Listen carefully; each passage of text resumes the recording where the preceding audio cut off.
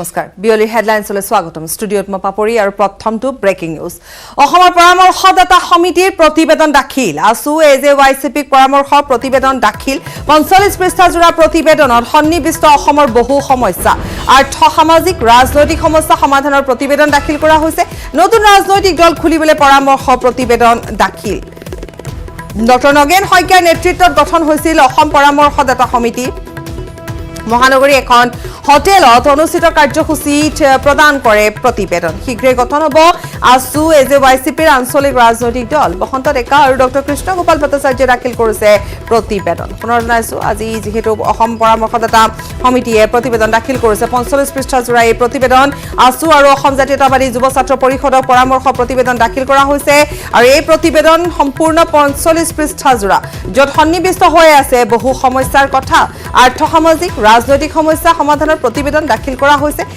এই কথা উল্লেখ আছে তাত নতুন ৰাজনৈতিক দল খুলিবলৈ এতিয়া পৰামৰ্শদাতা কমিটিয়ে প্ৰতিবেদন দাখিল কৰিছে য'ত নেকি আজি সময়ছোৱাত উত্থাপন হৈছিল যে আসু বা এজেৱাইচিপিয়ে এটা ৰাজনৈতিক দল খুলিব নেকি সেই সময়ছোৱাত এই উত্তৰ দিয়া হৈছিল যে প্ৰথমতে পৰামৰ্শদাতা কমিটি গঠন কৰি দিয়া হৈছে আৰু যেহেতু ডক্টৰ নগেন শইকীয়াৰ নেতৃত্বত এই পৰামৰ্শদাতা অসম পৰামৰ্শদাতা সমিতি গঠন হৈছে আৰু বহু বিশিষ্ট ব্যক্তি আছে বুদ্ধিজীৱী আছে আৰু পৰামৰ্শৰ অন্তত সিদ্ধান্ত গ্ৰহণ কৰা হ'ব আৰু আজি যেহেতু 45 পৃষ্ঠাজোৰা এই পৰামৰ্শদাতা সমিতিখনে প্ৰতিবেদন দাখিল কৰিছে আৰু য'ত এখন হোটেলত যেহেতু এই কাৰ্যসূচী আছে আৰু এই কাৰ্যসূচীতে প্ৰদান কৰা হৈছে প্ৰতিবেদন আৰু এতিয়া জানিব পৰা অনুসৰি শেহতীয়া যি খবৰ যে আসু আৰু এজেৱাইচিপিয়ে আঞ্চলিক ৰাজনৈতিক দল খুলিব বসন্ত ডেকা আৰু ডক্টৰ কৃষ্ণ গোপাল ভট্টাচাৰ্যই দাখিল কৰিছে প্ৰতিবেদন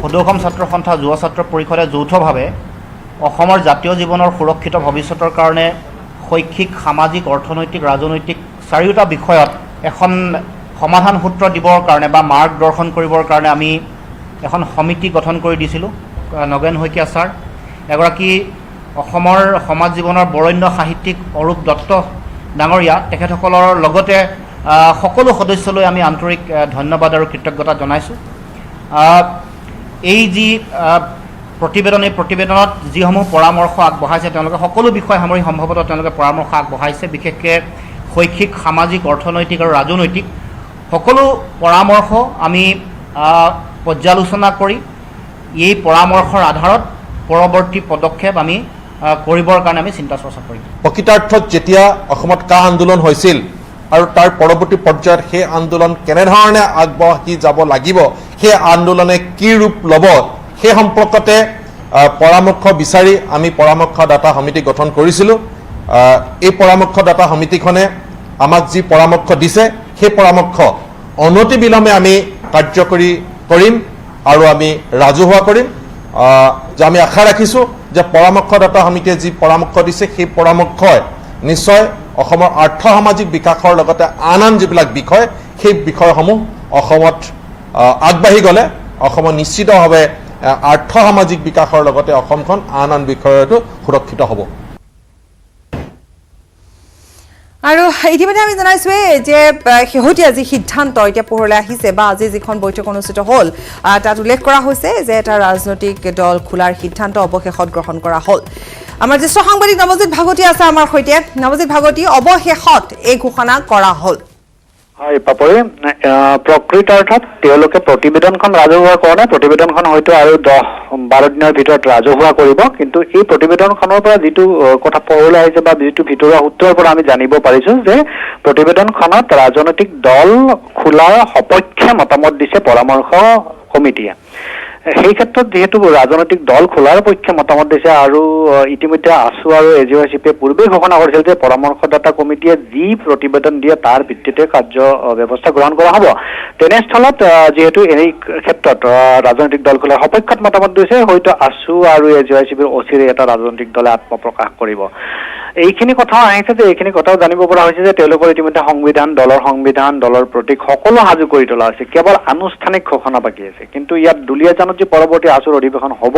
সেই অধিৱেশনৰ পিছত আনুষ্ঠানিক ঘোষণা হয়তো দলটোৰ হ'ব কি প্ৰতীক হয় সংবিধানে কেনেকুৱা হয় সকলো হ'ব আৰু নাম আনকি জাতীয় সত্তা থকা এটা নামো তেওঁলোকে বিচাৰি চোৱাৰ চেষ্টা এটা কৰিছে কিন্তু আন কথা অৰ্থাৎ অন্য দিশত যদি ডেভেলপমেণ্ট নহয় মই এটা কথা স্পষ্টভাৱে কৈছোঁ যে অন্য দিশত যদি ডেভেলপমেণ্ট নহয় তেনেহ'লে এমাহ বা 1.5 মাহৰ ভিতৰত অসমত আছু আৰু এজিআইচিপিৰ নেতৃত্বত এটা ৰাজনৈতিক দলে আত্মপ্ৰকাশ কৰিব।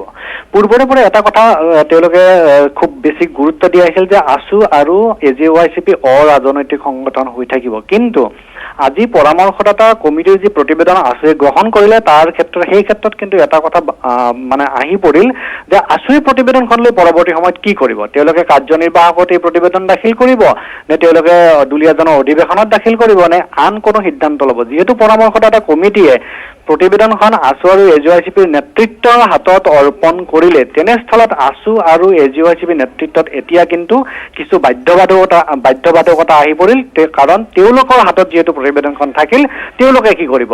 তেওঁলোকে পৰৱৰ্তী অভিৱৰ্তন পাতিব নে আন কিবা কৰিব? যদি অভিৱৰ্তন পাতিবলগীয়া কথা আছিলেই তেতিয়াহ'লে পৰামৰ্শদাতা কমিটি পতাৰ কোনো প্ৰয়োজন নাছিল। তেনেস্থলত হয়তো পৰৱৰ্তী সময়ত তেওঁলোকে নিশ্চিতভাৱে কিবা এটা সিদ্ধান্ত গ্ৰহণ কৰিব লাগিব। কিন্তু এই ক্ষেত্ৰত সকলোৱে লক্ষ্য ৰাখিব যে আছু আৰু এজিআইচিপিয়ে যিহেতু পূৰ্বেই তেওঁলোকে কৈছে যে অৰাজনৈতিক চৰিত্ৰ অক্ষুণ্ণ থাকিব আৰু তেওঁলোকৰ নেতৃত্বত পোনপটীয়াভাৱে তেওঁলোকৰ দল নহয়, তথাচ যিহেতু প্ৰতিবেদনখন তেওঁলোকৰ হাতত থাকিল, প্ৰতিবেদনখন এতিয়া তেওঁলোকে সিদ্ধান্ত ল'ব লাগিব। গতিকে তেনেকুৱা কিছুমান টেকনিকেল কাৰণ এতিয়া আহি পৰিছে, যিহেতু তেওঁলোকে নিজে প্ৰতিবেদনখন গ্ৰহণ কৰিছে আৰু এই ক্ষেত্ৰত ৰাজনৈতিক দল গঠন কৰাৰ সপক্ষতেই যিহেতু পৰামৰ্শদাতা কমিটিয়ে মতদান কৰিছে প্ৰতিবেদনত, তেনেস্থলত এনে কথা কিছু কিন্তু আহি পৰিল। আৰু গতিকে আমি অনতিপলমে হয়তো দেখা পাম যে আছু আৰু এজিআইচিপিৰ নেতৃত্বত হয়তো এটা ৰাজনৈতিক দলে আত্মপ্ৰকাশ কৰিব, কিন্তু সেই আত্মপ্ৰকাশ কৰাৰ বাটলৈ কেনেদৰে তেওঁলোকৰ টেকনিকেল বা তেওঁলোকৰ যি ভিতৰুৱা সাংগঠনিক যি খুঁটি নাটি আছে সেইবোৰ নোহোৱা কৰি কেনেদৰে আগবঢ়াই লৈ যায়, সেইটোহে লক্ষণীয় বিষয় হ'ব। পাপৰি নিশ্চয় নৱজিৎ ভাগৱতী, ধন্যবাদ জনাইছোঁ।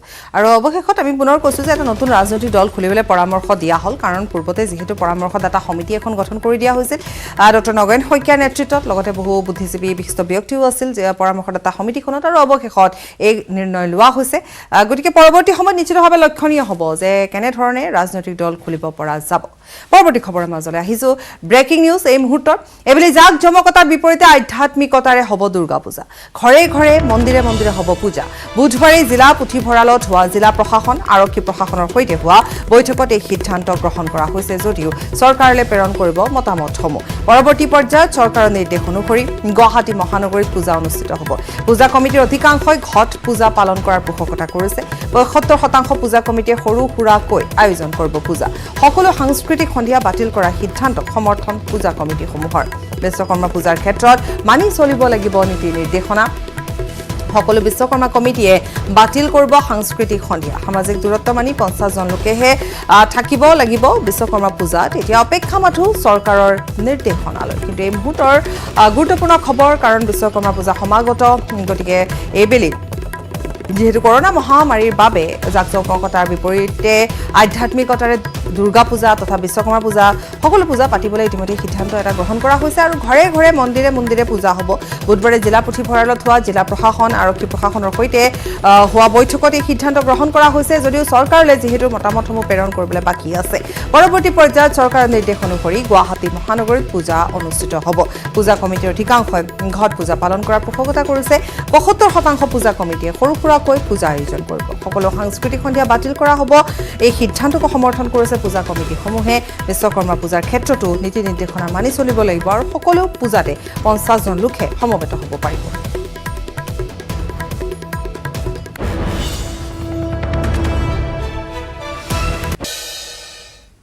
স্বাগতম বিৰতিৰ পাছত ব্ৰেকিং নিউজ এই মুহূৰ্তৰ। ফেচবুকত পঞ্চায়তৰ দুৰ্নীতিৰ বাতৰি শ্বেয়াৰ কৰাৰ বাবে আটক হ'ল বিজেপি কৰ্মী।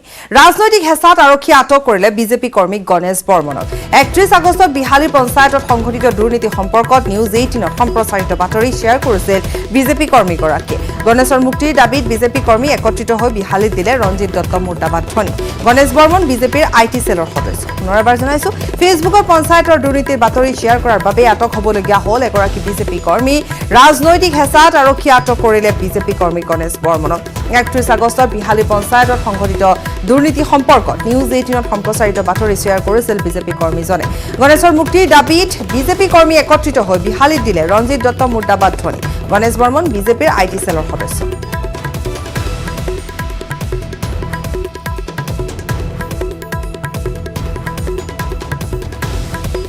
কাৰণ এটা পোষ্ট দিয়াৰ কাৰণে উঠাই লৈ আহিছে।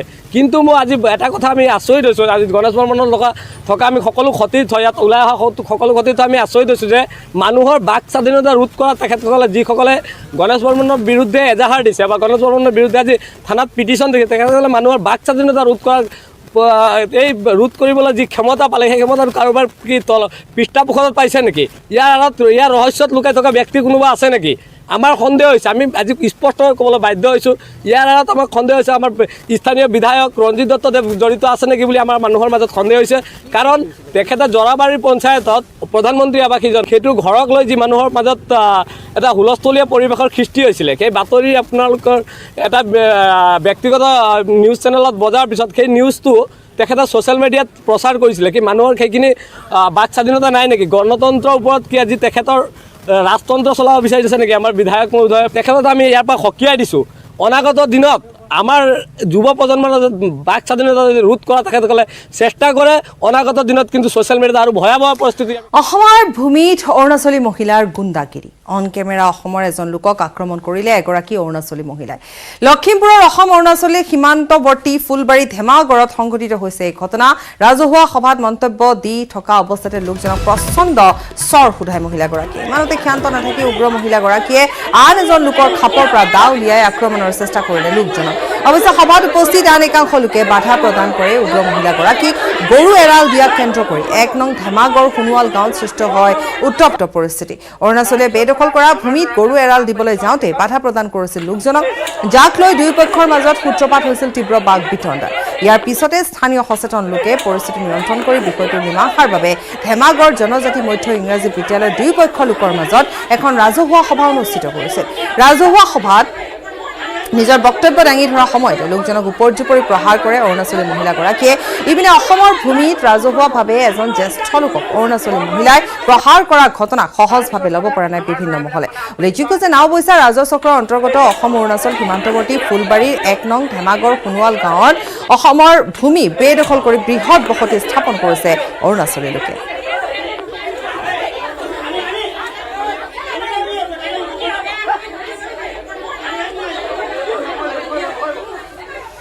ব্ৰেকিং নিউজ সোণাৰীত অসম নাগালেণ্ড সংযোগী ৰাষ্ট্ৰীয় ঘাইপথ অৱৰোধ সোণাৰী আঞ্চলিক ছাত্ৰ সন্থাৰ উদ্যোগত পথ অৱৰোধ কাৰ্যসূচী সোণাৰী নামতোলা সংযোগী জৰাজীৰ্ণ পথ মেৰামতিৰ দাবী গড়কাপ্তানী বিভাগ মুৰ্দাবাদ বিজেপি চৰকাৰ গো বেক ধ্বনিৰে উত্তাল অৱৰোধস্থলী অৱৰোধৰ ফলত বহু সময়ৰ বাবে ব্যাহত হৈ পৰে যাতায়াত জনাইছোঁ সোণাৰীত অসম নাগালেণ্ড সংযোগী ৰাষ্ট্ৰীয় ঘাইপথ অৱৰোধ কৰা হয় সোণাৰী আঞ্চলিক ছাত্ৰ সন্থাৰ উদ্যোগত পথ অৱৰোধ কাৰ্যসূচী গ্ৰহণ কৰা হৈছে সোণাৰী নামতোলা সংযোগী জৰাজীৰ্ণ পথ মেৰামতিৰ দাবীৰ প্ৰতিবাদ সাব্যস্ত কৰা হৈছে গড়কাপ্তানী বিভাগ মুৰ্দাবাদ বিজেপি চৰকাৰ গো বেক ধ্বনিৰে উত্তাল অৱৰোধস্থলী অৱৰোধৰ ফলত বহু সময়ৰ বাবে ব্যাহত হৈ পৰিছে যাতায়াত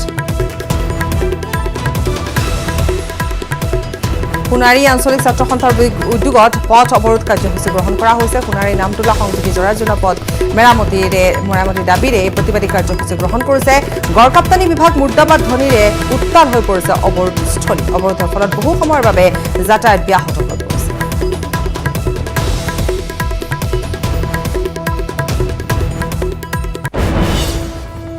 মহামাৰী কৰোনাৰ সময়ত অসম আৰক্ষীয়ে যুদ্ধকালীনভাৱে নিজৰ দায়িত্ব সুচাৰুৰূপে পালন কৰি থকাৰ সময়তে একাংশ আৰক্ষী জোৱান হোমগাৰ্ডে এতিয়া নামি পৰিছে অবৈধ ধন সংগ্ৰহত তেনে এক ঘটনা সংঘটিত হৈছে মহানগৰীৰ আজাৰাত কিছুদিন পূৰ্বে আজাৰা থানাৰ অন্তৰ্গত ৰাণীৰ পাটগাঁৱত শিল কঢ়িওৱা বলেৰো পিকআপ ভানৰ পৰা অবৈধভাৱে দাবী ধমকিৰে চালক আৰু হেণ্ডিমেনৰ পৰা ধন সংগ্ৰহ কৰিছিল আৰক্ষীৰ এটা দলে ধন সংগ্ৰহৰ সমগ্ৰ দৃশ্য বলেৰোখনৰ চালকে গোপনে ভিডিঅ' ৰেকৰ্ডিং কৰি থোৱাত এতিয়া হাহাকাৰ অৱস্থাৰ সৃষ্টি হৈছে আজাৰা আৰক্ষী থানাত কিয়নো দীৰ্ঘদিন ধৰি পাটগাঁও পেপচিগেট দীপৰবিল মটিয়া আদি অঞ্চলত দায়িত্ব পালনৰ অজুহাতত উক্ত ৰাস্তাৰে চলা কেঁচা শাক পাচলি গেলামাল শিল বালি কঢ়িওৱা আদি গাড়ীৰ পৰা আৰক্ষীয়ে বলপূৰ্বকভাৱে ধন সংগ্ৰহ কৰি অহাত অতিষ্ঠ হৈ পৰিছে একাংশ লোক 100 টকাৰ পৰা 1000 টকালৈ ধন সংগ্ৰহ কৰি অহাত চৰম হাৰাশাস্তিৰ সন্মুখীন হৈ আহিছিল বহু লোক ধন নিদিলে যিকোনো অজুহাত দেখুৱাই থানালৈ নি গোচৰ ৰুজু কৰি বিভিন্ন ভয় শংকা দি আহিছিল আজাৰা থানাৰ একাংশ আৰক্ষীয়ে অৱশেষত উপায়ন্তৰ হৈ ধন লোৱা দৃশ্য ৰেকৰ্ডিং কৰি ভাইৰেল কৰে এই দৃশ্য উপায়ন্তৰ হৈ কৰা হয় আৰু তাৰ পাছতে এতিয়া হাহাকাৰ সৃষ্টি হৈছে কেনেধৰণে আৰক্ষীয়ে ধন লৈছে এই দৃশ্যলৈ মন কৰক আৰু মোবাইল কেমেৰাত বন্দী হৈছে এই দৃশ্য কাৰণ যেহেতু অবৈধ ধন সংগ্ৰহ কৰি আছিলে একাংশ আৰক্ষী জোৱান হোমগাৰ্ড আৰু এটা সময়ত উপায় নাপায় এনেধৰণে উপায়ন্তৰ হৈ ভিডিঅ' কৰিবলগীয়া হ'ল মোবাইল ফোনেৰে। মহানগৰীৰ আজাৰাত এয়া বলেৰ' পিকআপৰ পৰা ধন দাবী। এয়া নতুন কথা নহয়, এনেধৰণে চালক হেণ্ডিমেনৰ পৰা দাবী ধমকিৰে ধন সংগ্ৰহ কৰি আহিছে আৰক্ষী। কিন্তু এইবেলি এজন লোকে যিহেতু মোবাইলৰ কেমেৰাত এই সমগ্ৰ দৃশ্য বন্দী কৰে, তাৰ পাছতে হাহাকাৰ সৃষ্টি হৈছে। 100 টকাৰ পৰা 1000 টকালৈকে ধন দাবী কৰা হয়।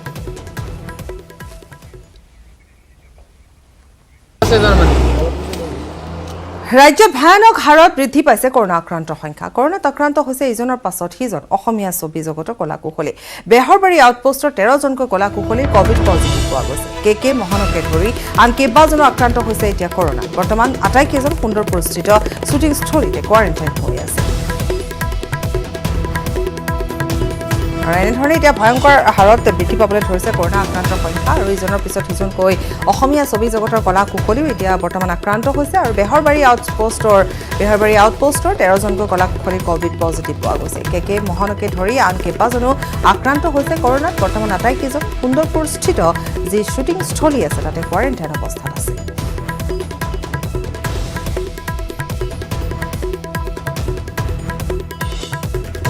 আন এক ব্ৰেকিং নিউজ, শীঘ্ৰে নুমাব বাগজানৰ জুই। আৰু চৰকাৰে ইয়াৰ বাবে গ্ৰহণ কৰিছে বিশেষ পদক্ষেপ। পৰৱৰ্তী সময়ত স্থায়ী সমাধানৰ পদক্ষেপ গ্ৰহণ কৰা হ'ব। কানাডাৰ পৰা বিশেষজ্ঞৰ এটা দল আহিব। 8 পৰা 10 সপ্তাহৰ ভিতৰত অসমলৈ আহিব দলটো। 10 দিনৰ ভিতৰত নিয়ন্ত্ৰণ হ'ব জুই। সদনত বিৰোধীৰ প্ৰশ্নৰ উত্তৰ দিলে মন্ত্ৰী চন্দ্ৰমোহন পাটোৱাৰীয়ে। বাগজানৰ ঘটনাৰ তদন্তৰ ব্যৱস্থা লোৱা হৈছে। পুনৰ জনাইছো যে শীঘ্ৰে বাগজানৰ জুই নুমাব। চৰকাৰে ইয়াৰ বাবে বিশেষ পদক্ষেপ গ্ৰহণ কৰিছে। পৰৱৰ্তী সময়ত স্থায়ী সমাধানৰ পদক্ষেপ লোৱা হ'ব। কানাডাৰ পৰা এতিয়া এটা বিশেষজ্ঞৰ দল আহিব। 8 পৰা 10 সপ্তাহৰ ভিতৰত অসমলৈ দলটো আহিব আৰু 10 দিনৰ ভিতৰতে জুই নিয়ন্ত্ৰণ হ'ব। এইবেলিও 10 দিনৰ সময় দিয়া হৈছে। সদনত বিৰোধীৰ প্ৰশ্নৰ উত্তৰত এনেদৰে ক'লে মন্ত্ৰী চন্দ্ৰমোহন পাটোৱাৰীয়ে।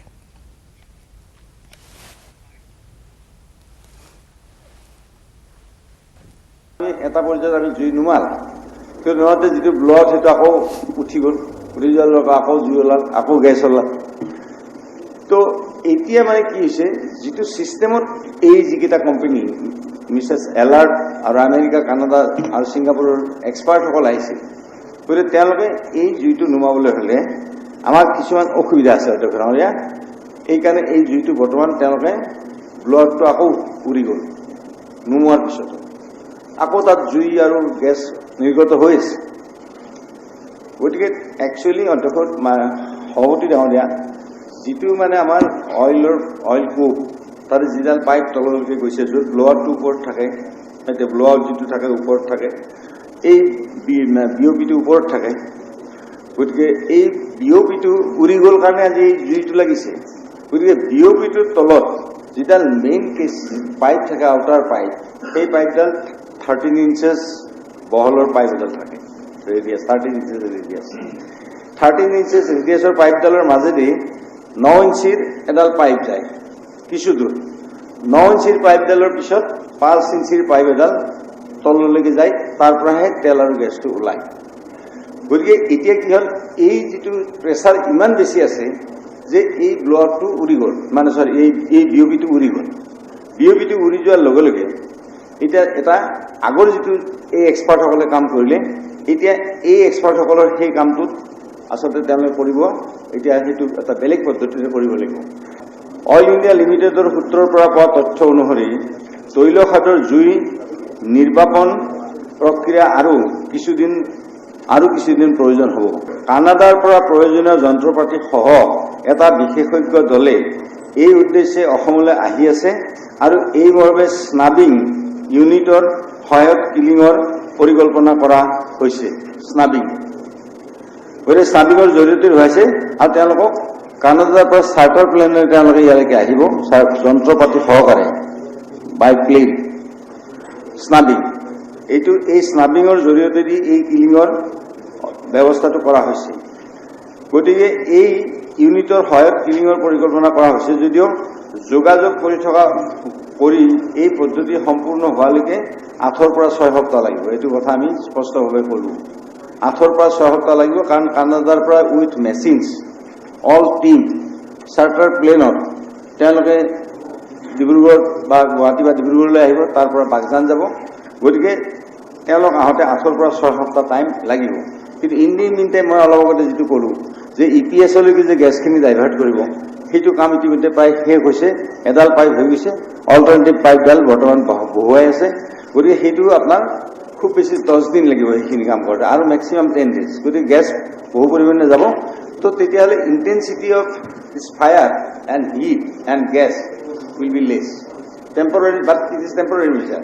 এই স্নাবিং যিটো হ'ব এইটোহে মেইন ইম্পৰ্টেণ্ট মেজাৰ আৰু পাৰ্মানেণ্ট চলিউশ্যন হ'ব। মহানগৰীৰ শুক্ৰেশ্বৰ মন্দিৰৰ ঘাটত অঘটন সংঘটিত হয়। ব্ৰহ্মপুত্ৰত জাপ দি আত্মহত্যাৰ চেষ্টা কৰে এগৰাকী মহিলাই। পানীত ককবকাই থকা মহিলাগৰাকীক প্ৰত্যক্ষ কৰে মন্দিৰলৈ অহা এগৰাকী ভক্তই। লগে লগে আৰক্ষী আৰু SDRFক খবৰ দিয়া হয়। SDRF বাহিনী তৎপৰতাত শুক্ৰেশ্বৰ ঘাটৰ সমীপত নদীৰ মাজৰ পৰা মহিলাগৰাকীক জীৱন্তে উদ্ধাৰ কৰিবলৈ সক্ষম হয়। মহিলাগৰাকীৰ ঘৰ বেলতলা চাৰিআলিত বুলি জানিব পৰা গৈছে। মহিলাগৰাকীক উদ্ধাৰ কৰি পানবজাৰ আৰক্ষীক গতাই দিয়া হয়। उसको पहनो थोड़ा घर में लगेगा। हाँ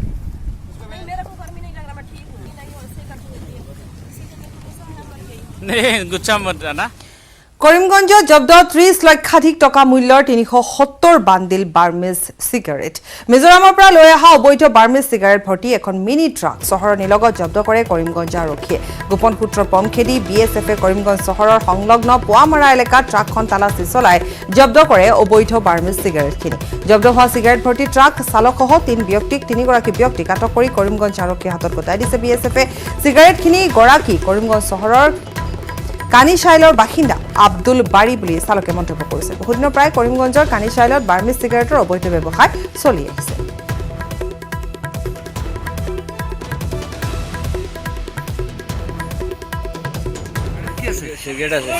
সিগারেট কার সিগারেট কই যেতে আছে ওখানেও করিমগঞ্জ যাইতে হবে। আব্দুল বাড়ি যে কারণ বাড়ি কোনা না কেন বাড়ি কানিচাইলের কিতা সিগারেট আমি পুরা জানি না, ওখানে আমার বন্ধু আছে, বন্ধুই জানে। ये म्यांमार से आने वाली फॉरेन सिगरेट जो है वो 20 लाख रुपए का एक सीज़र किया है, जिसमें एक ट्रक और 3 आदमी भी पकड़े हैं। और ये म्यांमार से मिज़ोरम के रास्ते इस इलाके में आती है और लोकल कंजम्पशन और बांग्लादेश जाने के लिए भी इसको कोशिश किया जाता है। तो ये तकरीबन टोटल 33-34 लाख का एक बहुत बड़ा सीज़र आज 7 बटालियन BSF ने अपनी G टीम के साथ मिलकर किया है। और इसमें पुलिस के साथ भी हमारा क्लोज लाइजन है और इसको तुरंत अभी FIR लॉन्च करके पुलिस को दिया गया।